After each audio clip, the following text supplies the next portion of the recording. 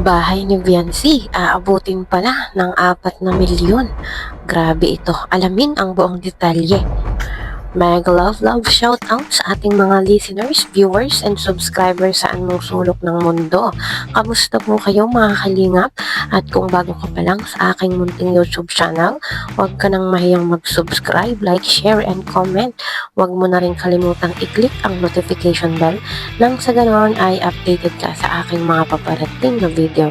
At syempre, patuloy po nating suportahan sina Kalingap Rab at ang ating ama ng Kalingap, ang nag-iisang founder, si Kuya Valdo Santos Matubang. Kung maaari po ay no skip ads nang sa ganon ay mas marami pa tayong malingap na nangangailangan.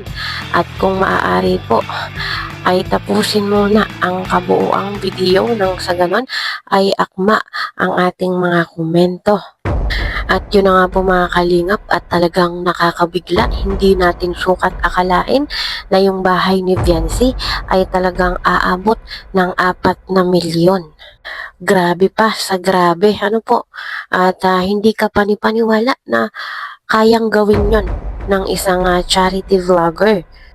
At alam naman natin lahat na ang pagpapagawa ng bahay ay talagang dapat handa ka. Handa ka sa gastos at handa ang pera mo. At yung bahay nga po ni Viancy ay halos 3 milyon na yung nagastos. Sa ngayon, ibig sabihin po ay yun pa lang yung nailalabas na pera. Hindi pa po yun nabuo itong bahay nga ni Viancy.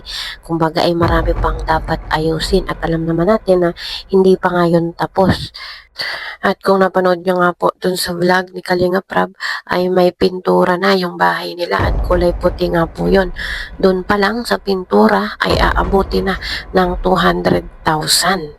Napakalaking gastos na mga kalingap at hindi pa nga yun buo yung bahay na yun. Wala pa po yung kabuuang pintura, yung loob at saka yung labas at meron pang pipinturahan doon.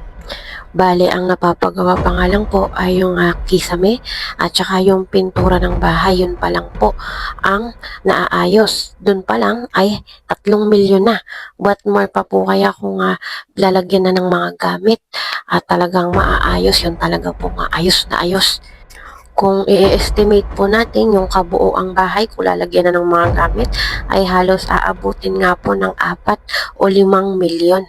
Grabe. At sabi nga po nung tagagawa ng bahay ay sa dinami-dami ng kanyang bahay na nagawa sa Kalingap ay yun daw pong bahay ni Viancy ang pinakamalaki. Para nga daw po itong sariling paggawa at hindi nga daw po galing sa pag-charity. At kung nakikita nyo nga po sa vlog ng ating mga kalingap ay talagang napakalaki at napakaganda. What more pa po kaya pag ito ay buong buo at ayos na ayos na. Sobrang laking tulong po talaga ng ating mga charity vlogger katulad nga po ni Kalinga Prab at ni Kuya Val. Sobrang binago po talaga yung buhay ni Viancy. Bahay pa lang po ay talagang panalong panalo ka na. Sana ay dumami pa yung mga katulad ni Kuya Val na talagang nag-charity at handang tumulong sa mas nangangailangan. Talagang napakarami po talaga dito sa bansa natin ang nangangailangan ng tulong na katulad nila. Pero syempre, hindi naman po yan magiging ganun kalaki yun nga pong bahay ni Viancy kung wala yung ating mga major sponsor, yung ating mga bigating sponsor at syempre, yung ating mga viewers. Kung wala po kayo, kung walang sumusuporta, ay hindi rin naman magiging ganun kalaki yung bahay ni Viancy. Yan po ang patunay na talagang maraming nagmamahal dito kay Viancy. Syempre, sa ating EDSI. Siyempre, hindi rin naman natin makikilala ng lubusan si Viancy kung wala ang kanyang hobby. Aminin natin na kung wala si Viancy ay walang Kalingap Edu. At kung wala din namang Kalingap Edu, walang Viancy.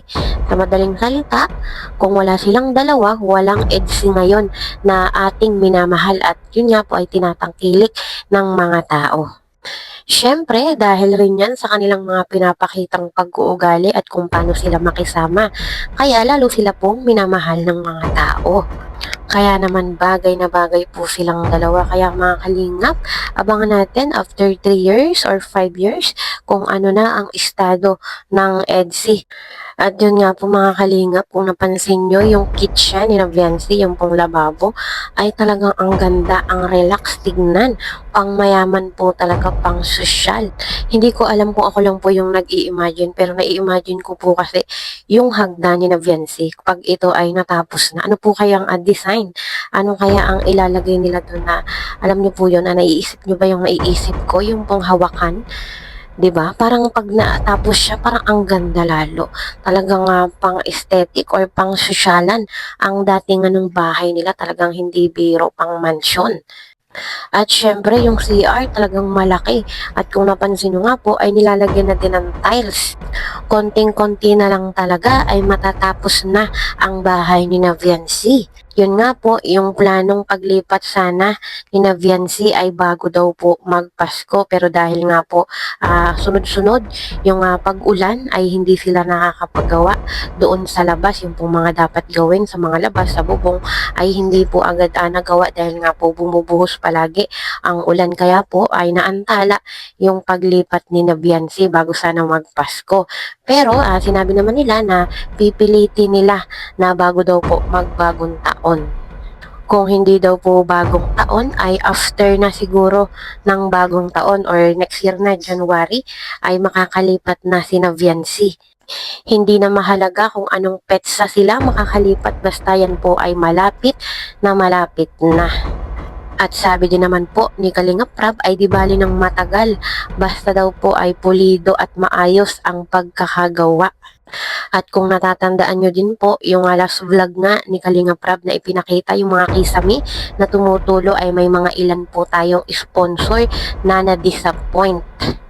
Siyempre, hindi natin masisisi kung bakit ganun yung mafe-feel ng ating mga sponsor at nagbigay nga din po talaga sila dyan ng malaking halaga para lang maipatayo ng maayos at magandang bahay si Viancy. Kaya nga po nung nakita yung mga defect ng mga bahay, tulong-tulong kisame, ay medyo na-disappoint po sila. Kaya po sabi ni Kalinga Prab ay di bali ng matagal, basta nga daw po ay pulido yung pagkakagawa, slowly but surely. So, yun po mga kalingap. Ito po muna ang aking update. See you in my next video. Bye!